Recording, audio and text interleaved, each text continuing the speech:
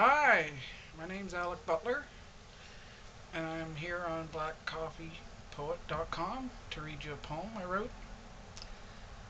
It's called Stolen Land, and I wrote it, I'm just going to read it. And Stolen Land.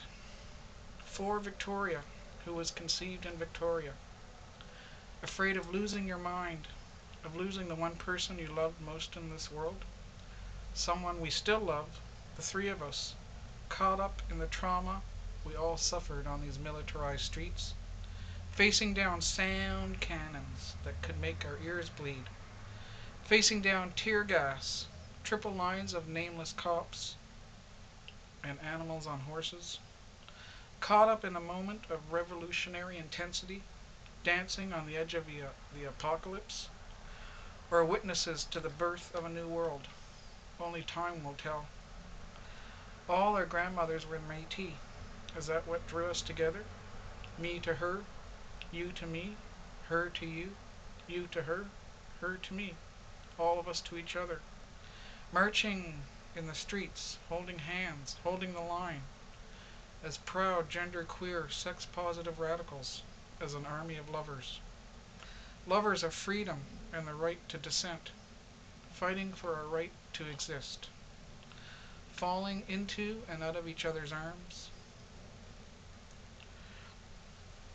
in the midst of the battle for Toronto, the battle against hope and despair, social justice versus greedy capitalism, love versus death, foul-mouthed defenders of Turtle Island and of life, now estranged, divided, conquered, silenced.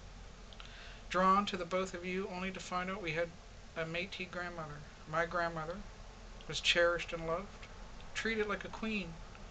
Her Métis status was never to be spoken about, however, the shame too great.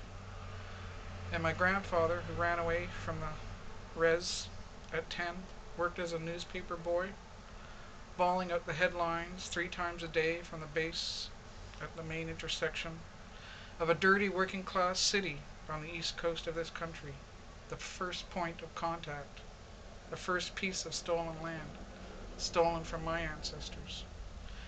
And your grandfather, beaten by your grandfather, your grandmother, beaten by your grandfather from France, with the aristocratic sounding name, who turned out to be a bastard, a colonizer in the wilds of Lower Canada, just like old times.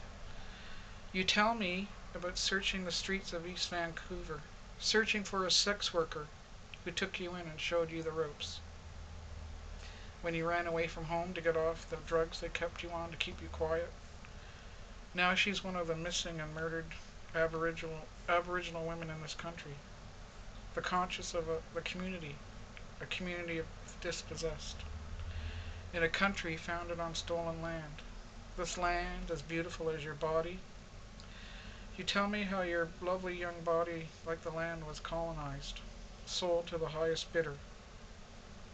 But if we lived in the time of Alexander the Great, you would have trouble walking down the street. The multitudes would be kissing your feet. You would be sacred, not criminalized, stigmatized, marginalized, colonized, but a precious gift, a sexual healer, a goddess incarnate, worthy of worship. Witness to your story, our heart broke open to the suffering of our missing women.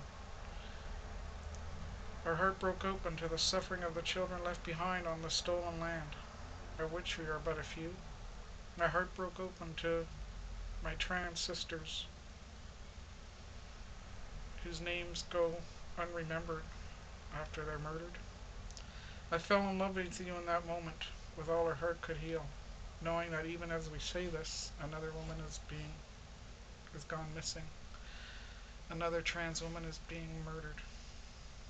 Will they ever listen? Will they ever hear?